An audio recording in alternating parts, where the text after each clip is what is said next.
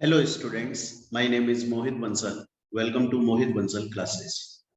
Students ये video CMA final students के लिए बहुत ही ज्यादा इम्पोर्टेंट है और इवन सिर्फ सीएमए फाइनल के स्टूडेंट्स के लिए ही नहीं, सीएमए इंटर के स्टूडेंट्स के लिए, सीए सीएस सभी स्टूडेंट्स के लिए जिनके अब एग्जाम होने वाले हैं। कुछ तो एग्जाम हो ही चुके, सीए का हो चुका है, जो एग्जाम्स अब आने वाले हैं, होने वाले हैं, उनके लिए ये वीडियो बहुत ही इंपॉर्टेंट है।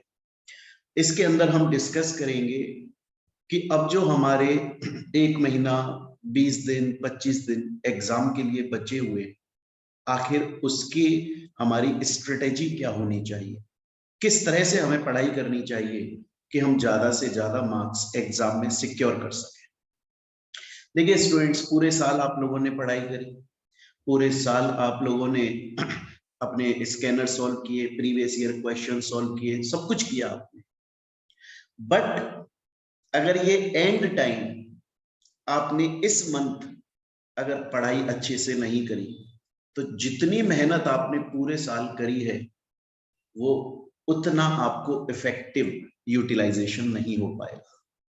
तो उसके लिए जरूरी है कि हम एक स्ट्रेटेजी बनाएं कि एंड टाइम पर, लास्ट टाइम पर हम कैसे ज्यादा से ज्यादा मार्क्स सिक्योर कर सकते हैं।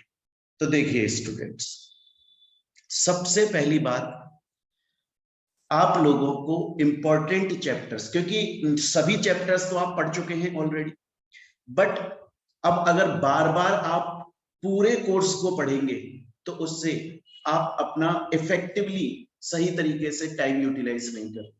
तो सबसे मोस्ट इंपॉर्टेंट जो चीज है ना बच्चों, वो है कि इंपॉर्टेंट चैप्टर्स को पहले करो।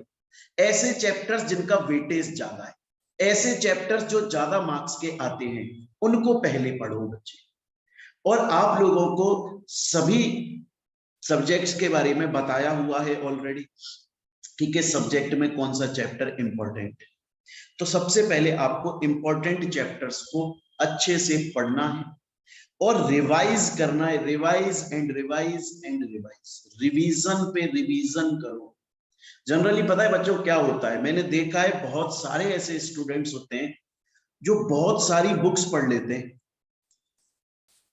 और बाद में उनको ये ध्यान ही नहीं रहता, बाद में उनको ये याद ही नहीं रहता कि हमने कौन सा टॉपिक कौन सी बुक से पढ़ा है। सब कुछ उनका कंफ्यूज हो जाता है। और ऐसे बहुत सारे, मैंने अपने 10 साल के टीचिंग कैरियर में ऐसा जाने कितनी बार देखा है कि बच्चे से बोला जाता है कि आप रिवाइज करो, आप ज्यादा से ज्यादा, आप जो भी अपना पढ़ रहे हो उसको लिमिटेड सोर्सेज से पढ़ो, अपने नोट्स बना लो, उन्हीं से पढ़ो, या जहां से कोचिंग ली है सिर्फ वहीं के नोट्स से पढ़ो, या किसी स्टैंडर्ड बुक से पढ़ो। सब कुछ रायता फैलाकर मत बैठ जाओ कि मैं हर जगह से पढ़ लूंगा, आप कंफ्यूज हो जाओगे। आपको लिमिटेड रिसोर्स रखने और बार बार बार बार बार बार उनको रिवाइज करना है। कोशिश करो कि आप अब इस वक्त कोई नया टॉपिक ना पढ़े, क्योंकि बच्चों आप लोगों ने पूरे साल मेहनत करी है और आप लोगों ने सभी टॉपिक्स ऑलरेडी पढ़ लिए हैं, उनके आपने टेस्ट भी दिए हुए हैं। अब इस एंड टाइम पर तो स्टूडेंट्स आप लोगों का ये काम होना चाहिए कि जो चीज आप ऑलरेडी पढ़ चुके हो उसे ही बार बार रिवाइज करो, कुछ नया मत पढ़ो, वरना आप लोगों का ये टाइम तो वेस्ट हो जाएगा, फालतू में बेकार हो जाएगा। तो इंपॉर्टेंट चैप्टर सबसे पहले कीजिएगा बच्चों। ये सच, ये बहुत एक्सपीरियंस्ड वाली बात है, मैं आपको बता रहा हूं। रिवाइज करो, जितना ज्यादा रिवाइज कर सकते हो। कोशिश करो कोई नया टॉपिक ना पढ़ो।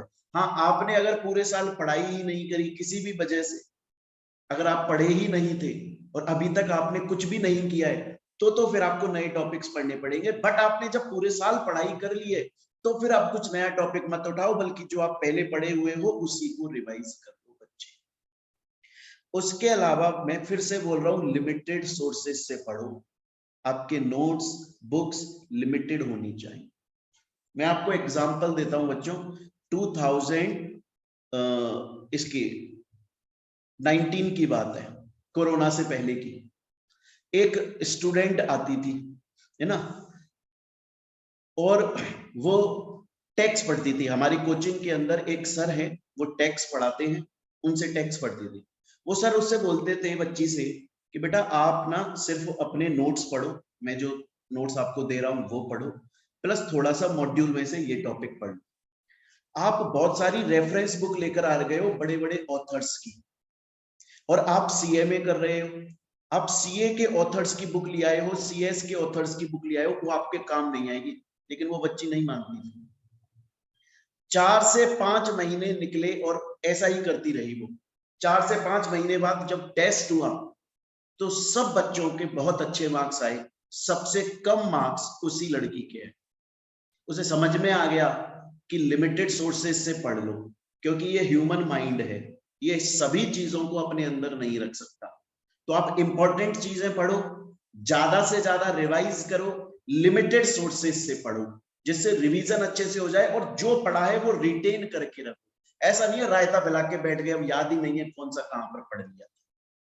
इसके अलावा बच्चों सबसे मोस्ट इंपॉर्टेंट, आप लोगों को स्कैनर जरूर सॉल्व करना है। मतलब प्रीवियस ईयर के जो क्वेश्चंस हैं वो हर हालत में सॉल्व करने ही करने हैं बच्चों, याद रखिएगा।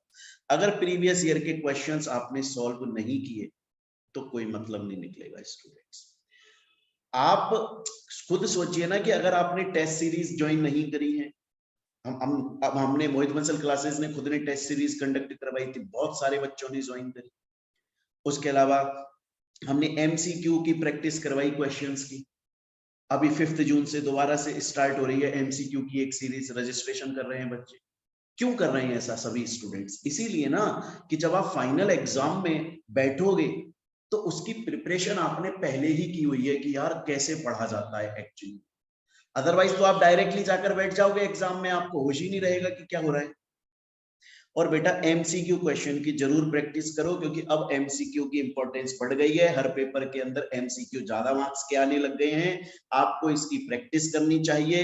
आपने अगर हमसे कोचिंग ली हुई है तो हमने चैप्टर के अकॉर्डिंग ही, जब हमने पढ़ा था कोर्स तब हमने स्कैनर भी सॉल्व किया है।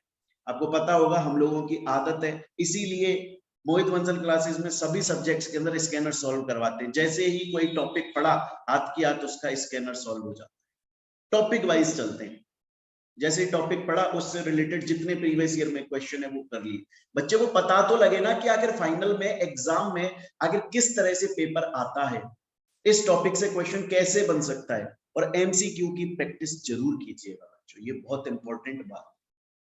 उसके अलावा अच्छा ऐसा भी होगा, क्योंकि अब एंड टाइम आ गया है, टेंशन बढ़ जाती है बच्चे।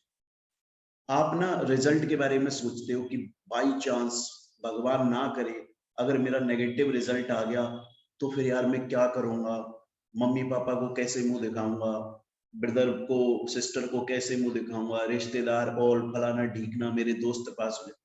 ये सब बेटा आप देखो, ये सब सोच लो, अगर आप चाहते हो तो सोच लो, आप उससे कर क्या लोगे? सिर्फ टाइम बर्बाद। एग्जाम तो आपको देना है और क्लियर आपको करना है, पर अगर आप ये सब सोचते रहोगे तो आप अपना टाइम बर्बाद करते रहोगे। इससे अच्छा ये सब मत सोचो, आप उस प्रोसेस पर ध्यान दो। आप ना आपको अपने ऊपर भरोसा होना चाहिए, यार जो मैं पढ़ रहा हूं ना मैं अपना 100% दे रहा हूं, बाकी भगवान मालिक, मैं अपना 100% दे रहा हूं।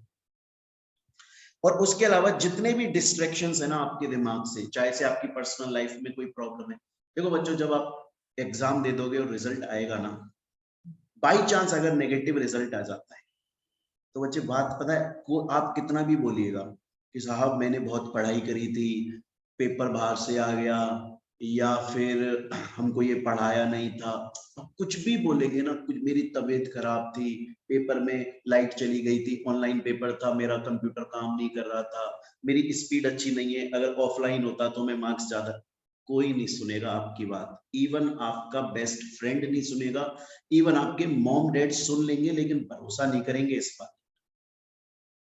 तो बच्चों ये सब डिस्ट्रैक्शंस अपने दिमाग से हटा दो, जितनी भी टेंशन है अपनी, क्योंकि टेंशन करके एट लास्ट नुकसान ही कराना है आप, और कुछ नहीं होगा।